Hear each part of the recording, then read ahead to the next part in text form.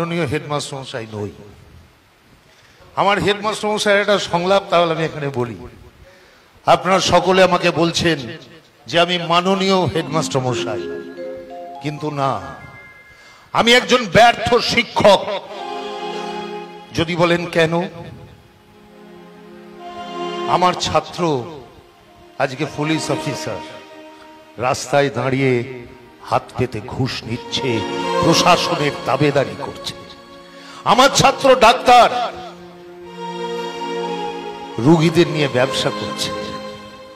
আমার ছাত্র BLR nutrition করতে গেলে টাকা চাইছে। আমার ছাত্র এসডিও একটা ফাইল এই টেবিল থেকে ওই টেবিলে পাঠাতে গেলে সে ঘুষ চাইছে।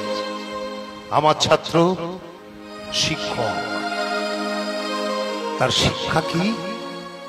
বৃদ্ধ বাবা মাকে বৃদ্ধাশ্রমে পাঠিয়ে দিচ্ছে। অতএব আমি মাননীয় হেডমাস্টার মশাই নই। আমি যাদের শিক্ষা দিয়েছি, ভুল শিক্ষা দিয়েছি। আমি ব্যর্থ শিক্ষক, ব্যর্থ শিক্ষক।